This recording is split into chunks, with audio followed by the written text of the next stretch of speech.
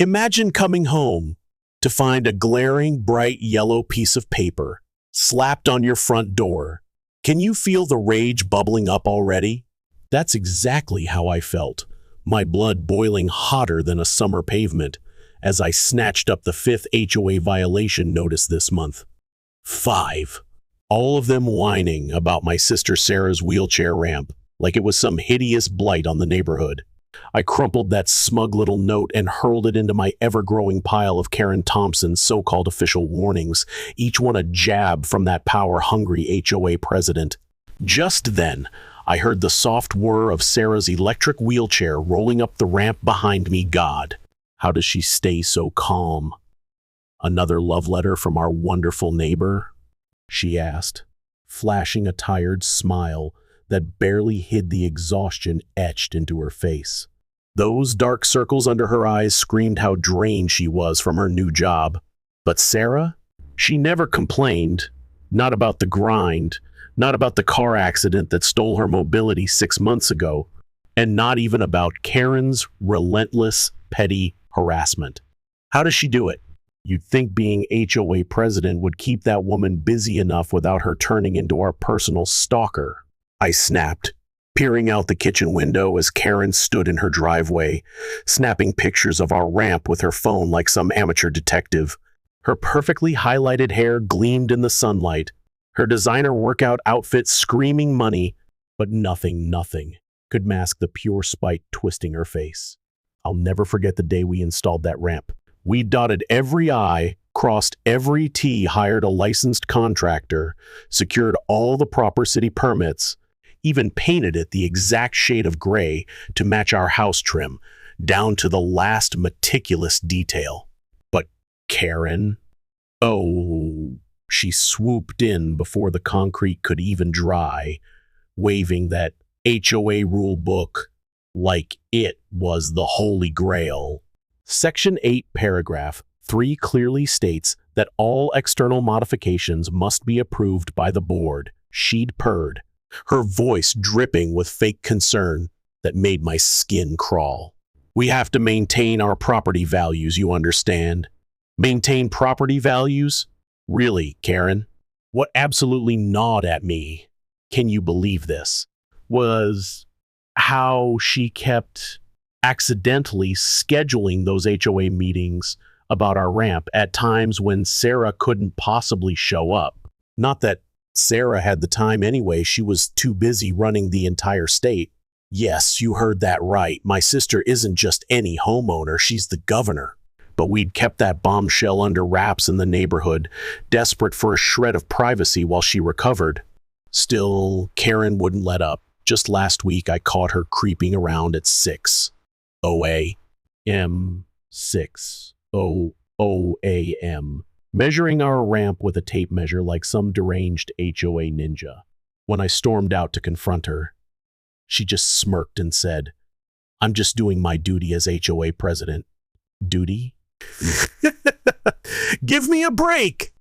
That's when I started documenting every single move she made: videos, notices, a detailed log of every snide interaction. Call it a hunch, but something deep in my gut screamed we'd need it all. This morning, though, something felt way off. As I helped Sarah into her car for her physical therapy appointment, I spotted Karen huddled with 2 men in slick suits near her house, pointing at our ramp and gesturing like they were plotting a heist. One scribbled furiously in a notebook. The other snapped more pictures. "I don't like this one bit," I muttered to Sarah, my stomach twisting into knots. Maybe it's time we drop the governor card and let them know who they're messing with. But Sarah, ever the saint, just shook her head. "I won't use my position to get special treatment," she said firmly. "We'll handle this the right way, through proper channels." Proper channels? Oh, Sarah. As her car pulled away, I watched Karen flash that triumphant, venomous smile while handing thick manila envelopes to those suits. Ugh, what was she up to now? I couldn't shake the dread clawing at me, so I whipped out my phone and hit record, catching her voice drifting over on the morning breeze. "Yes, we'll need that bulldozer here first thing tomorrow morning. The board has already approved the removal." A bulldozer? Are you kidding me? My heart stopped dead. Could they really be that heartless? Tear down a wheelchair ramp? As Sarah's car vanished around the corner, I bolted inside, panic surging through me, to check our security cameras and grab our folder of permits. But what I dug up in those files? Oh, it was a game changer, a bombshell that'd make Karen wish she'd never crossed us. I was mid-bite into my cereal the next morning when a low, menacing rumble shook the house. My spoon clattered against the bowl. What the hell was that? I raced to the window, and my heart nearly leaped out of my chest. There she was, Karen, standing in our front yard like a dictator in her signature red blazer, her blonde hair perfectly styled, pointing at our ramp while a man in a construction hat nodded like her loyal minion. I snatched my phone and bolted outside, recording every second of this madness. The morning sun was barely peeking over the horizon. Most neighbors were still snoring. And there it sat, a hulking yellow bulldozer in our driveway, its metal blade glinting like a guillotine. Two workers in orange vests were measuring the ramp with bright yellow tape measures, while Karen clutched a stack of papers to her chest like they were her crown jewels. "What do you think you're doing?" I shouted, my voice trembling more than I'd ever admit. Karen's face lit up with that fake, syrupy smile she always plastered on at HOA meetings. "Oh good, you're home," she chirped, strutting toward me in her designer heels that sank into our dew-soaked grass. "I have here an emergency order from the HOA board. This structure is in direct violation of community guidelines, section 4.23. She waved a paper in my face, teasing me, then yanked it back before I could snatch it.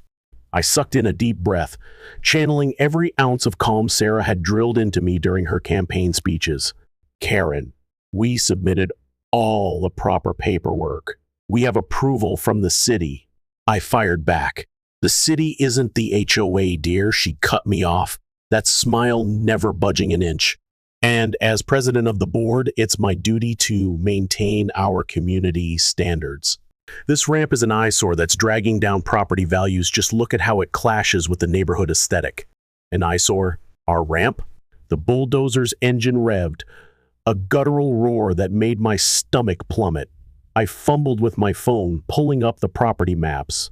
Sarah insisted I save thank God for her, showing our property lines and permits. "This is illegal," I yelled. "You can't just demolish someone's property without proper notice or a court order." But Karen, she just laughed, a high-pitched cackle that sent shivers down my spine. "Notice was given 3 weeks ago via certified mail. We have the receipt right here." She flaunted another paper, flashing a signature I'd never laid eyes on. "Who signed that?" I dialed Sarah's number in a frenzy, but it shot straight to voicemail. Damn it, that budget meeting. I tried her assistant, her security team, anyone, but no one picked up. The workers started slapping orange cones around our driveway, and one of them looked unsure, double-checking his paperwork like he knew something was off. I caught him whispering to his buddy, pointing at something. "What was it?" "If you do this," I warned, my voice steadying with every word, "you'll be hearing from our lawyers. This is a violation of the Americans with Disabilities Act." I flipped my phone to live stream, capturing every infuriating detail. Karen's smile flickered just for a second. "The HOA is exempt," she started. "No HOA is exempt from federal law," I bellowed, loud enough to wake the dead or at least the neighbors as lights flicked on in nearby houses. Our elderly neighbor, Mr. Rodriguez, poked his head out, then ducked back inside when he spotted Karen. Coward. But she'd already spun around, giving the bulldozer operator a crisp nod like she was commanding an army. The beast roared to life, its treads grinding into our driveway. Can you imagine the sound? I stood there, frozen in horror, as the blade dipped toward the ramp we'd fought so hard to build. "Last chance, Karen," I called out, my phone rocked steady despite my shaking hands. "You're making a huge mistake," she whirled back, her eyes icy despite that plastered-on smile. "The only mistake was allowing this monstrosity to be built in the first place." Sometimes people need to learn that rules exist for a reason. The blade slammed into the ramp's edge with a sickening screech of metal on concrete. Oh God, no. I kept recording as chunks of our hard-earned ramp crumbled like it was nothing. But wait, what's this, mister? Rodriguez was back, camera in hand, and neighbors were trickling out, phones up, filming the chaos. Then my phone buzzed a text from Sarah's head of security. Stay calm. Keep recording. Help is 3 minutes out. Yes. I grinned for the first time that morning, watching Karen orchestrate the destruction like some twisted maestro. She was so drunk on her little victory, she didn't hear the black SUVs rolling in or the sirens wailing closer. How could she miss it? Sometimes the biggest blunders come from the tiniest oversights, like not knowing your quiet neighbor is the most powerful woman in the state. And Karen? She was about to get the shock of her life. Picture this. Our sleepy suburban street exploding into a blockbuster movie scene. Just as Karen was high-fiving her HOA cronies, those smug faces. Over their triumph in erasing the eyesore, a black SUV screeched around the corner. Then, another, and another. Red and blue lights flashed like a fireworks show, and my hands shook as I hit record. Oh, this was going to be epic. Karen's smug grin melted into confusion as 3 state police cruisers zoomed up, followed by 5 sleek, identical black government vehicles. Neighbors who'd been spying through curtains all morning poured onto their lawns. Could you blame them? Everyone knew something massive was brewing. What is all this? Karen barked, her voice cracking like thin ice. This is a private neighborhood matter. Oh, she had no idea what was coming. Sarah's lead security detail stepped out, scanning the scene like pros, then flung open the center SUV's back door. The street went silent, dead, silent, as my sister rolled out in her wheelchair, rocking her official governor's blazer and that fierce, no-nonsense look she saves for the big press conferences. Actually, Mrs. Thompson, Sarah's voice boomed, clear and unshakable. This became a state matter the moment you violated federal disability protection laws. She wheeled forward, her security team flanking her like a fortress, not to mention destroying state property without authorization. Take that, Karen. Can you imagine the sheer panic on Karen's face as it twisted through 5 different emotions in just 3 seconds? 5. Shock, disbelief, anger, fear, denial. It was like watching a one-woman soap opera unravel. Right there on our street. State property? She squeaked, her voice so shrill it could have shattered glass. Yes, Sarah fired back, cool as ice, whipping out her phone with a flick of her wrist.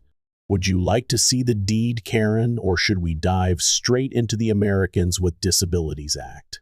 I'm pretty darn familiar with Title 20, maybe because I just signed new state protections last month. Bam! The crowd of neighbors swelled around us. Can you believe how fast words spread? I spotted at least a dozen phones flashing, recording every second of this showdown. Miss S. Jenkins from across the street? She was already live on Facebook, her shaky hands broadcasting Karen's meltdown to the world.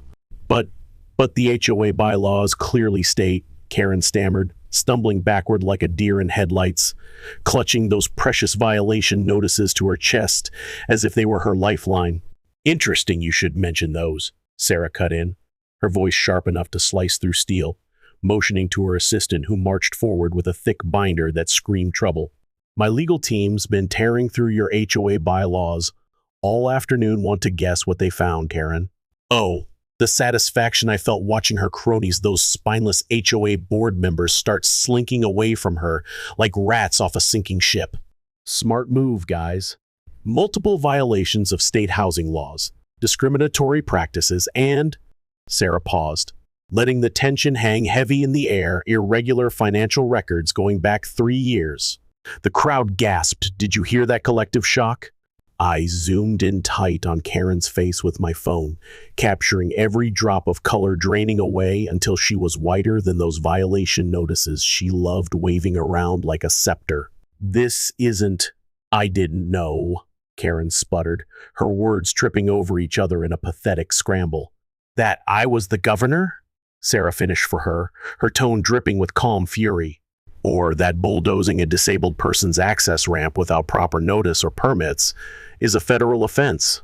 Which part slipped your mind, Karen?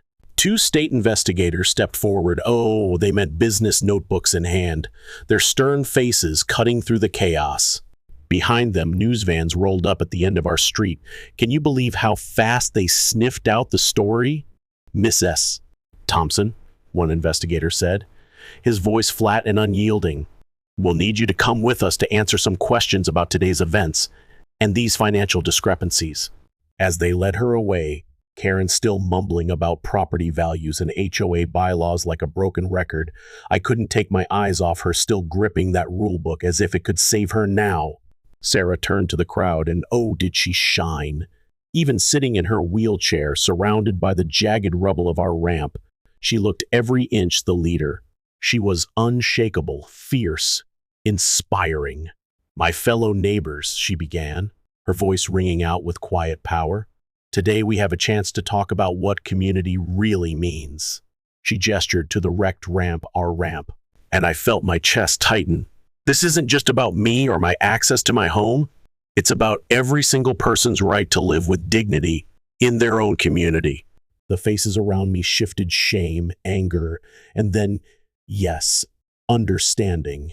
But as I watched Karen being shoved into that police car, still clutching her precious HOA rulebook like a shield, I couldn't help but wonder, what's next for our quiet little neighborhood after this explosive night?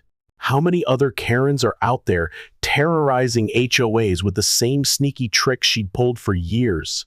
The next morning hit me like a freight train. My phone was buzzing, like a swarm of angry bees.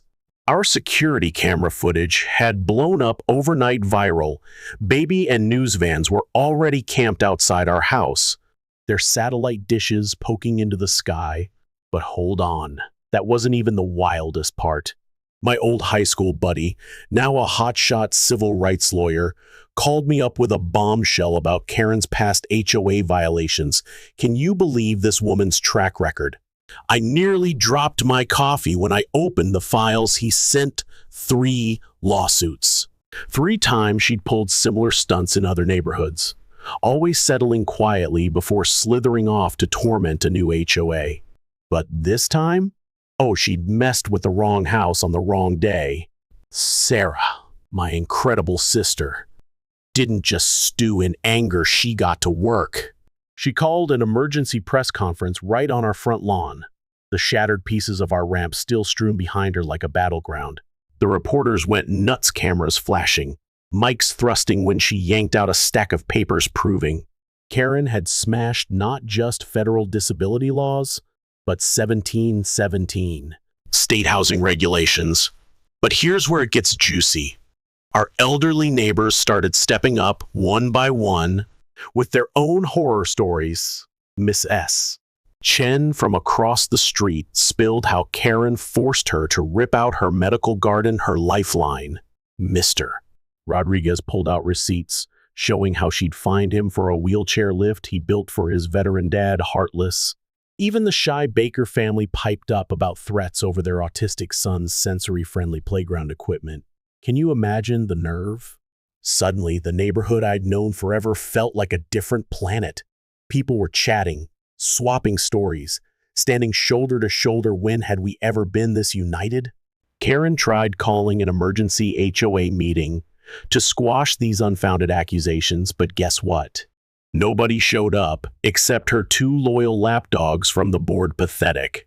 Meanwhile, Sarah invited disability rights advocates to our house, and half the neighborhood poured in, hungry to learn about accessible housing rights. How inspiring is that? Just when we thought the drama couldn't peak, someone leaked Karen's HOA financial records. Oh, jackpot! She'd been siphoning fines to fund her own home renovations, passing them off as board-approved community improvements. The HOA's lawyer bailed on the spot, and 3 board members fired off furious resignation emails that somehow landed in the local news inbox. But Karen? She wouldn't quit. She stormed up to our house the next morning, waving a cease and desist letter like a battle flag, demanding we stop spreading lies about her. Can you believe the gall? What she didn't see coming was walking smack into a meeting between Sarah and the state housing commissioner, who was itching to comb through every HOA decision Karen had made in the last 5 years. The look on her face when she realized her reign of terror was crumbling, priceless. Almost worth all the chaos, almost. But the real kicker? Watching our neighbors plant report accessible housing signs in their yards, one by one, until Karen's house stood alone, a lonely island of shame. News choppers buzzed overhead, capturing every glorious second. And by sunset, our story was blasting across national headlines, unreal. That evening, as more neighbors gathered on our lawn, swapping tales and dreaming up a new, inclusive HOA, I couldn't stop wondering, how did one little wheelchair ramp ignite this wildfire of change? But wait, the night wasn't done with us yet? Sarah had just gotten her hands on some juicy docs tying the bulldozing company to Karen's shady, private contracting business. Oh, the plot thickens. The next morning, I woke to hundreds of messages, neighbors spilling their own HOA nightmares. My phone wouldn't stop buzzing with reporters begging for the scoop, but what grabbed me was an email from Mrs. Rodriguez's suite. Mrs. Rodriguez, who Karen had fined last month for a garden gnome. She had proof of even more laws Karen broke. Bring it on. I printed every HOA rule and spent the day hunched over them, highlighter in hand, marking every single one Karen had trampled. Sarah's legal team dropped a bombshell. Karen never even filed the right papers to become HOA president. She just seized power when the old one moved away, and no one dared call her bluff. The deeper we dug, the dirtier it got. How had she gotten away with this? Then, something magical happened. Our story hit Tommy Chin, that YouTube lawyer who rips apart unfair housing rules. He flew in to meet Sarah, offering to sue Karen and the HOA for free, and his video about us racked up millions of views in a day, millions. Karen scrambled to call another emergency HOA meeting, but this time was different. Instead of her usual empty room with 2 dozing neighbors, the community center was packed to the rafters. People who'd never spoken up before poured out their pain. Mr. Jenkins flashed pics of his daughter's treehouse Karen forced him to demolish. The Wilson family raged about their too bright Christmas lights. Seriously, Karen? Sarah rolled up to the mic, and she didn't just talk about the ramp, she unveiled her master plan. She'd been crafting a new law to shield homeowners from HOA abuse. And when she announced it'd be called the Right to Home Happiness Act, the room exploded in cheers. Could you feel the hope? But the cherry on top, our security footage proved Karen lied on official papers about getting permission to bulldoze. The ramp caught red-handed. Her own lawyer ditched her case right then and there. 2 days later, we watched her pack up those prized rose bushes. She'd forced everyone to copy them and slink away. Good riddance. The new HOA board? Absolute rock stars. They turned the old violations office into a community help center. Now they send welcome baskets instead of fines. They even launched a program to fix up elderly residents' homes. How amazing is that? Sarah's ramp got rebuilt better, stronger, stunning. Local artists painted it with vibrant flowers, and soft glowing lights make it shine at night, kids. Call it the prettiest thing on our street. Last week, Sarah threw a backyard barbecue for the whole neighborhood. Laughter and food filled the air where Karen once screeched about grass height. It hit me hard. Sometimes the darkest moments birth the brightest change, don't they? That bulldozing company, they're offering free ramp installations statewide now, and their CEO personally apologized to Sarah, then started a scholarship for disability rights law students. Wow. Yesterday, the biggest shock yet, I got promoted to run the state's new homeowner protection office. My mission? Teaching neighborhoods how to transform their HOA as from tyrants to treasures. Sarah says we're just warming up and looking at this whirlwind year. Can you believe how far we've come? I believe her. Our stories in school textbooks now, a lesson in fighting unfair rules. But the real win? It's the little joys Miss S. Rodriguez's garden gnome army growing weekly, kids playing free on their lawns, no violation notices in sight. Karen's old house sold last week to a family with 3 kids, 2 dogs, and a wheelchair ramp for their grandma.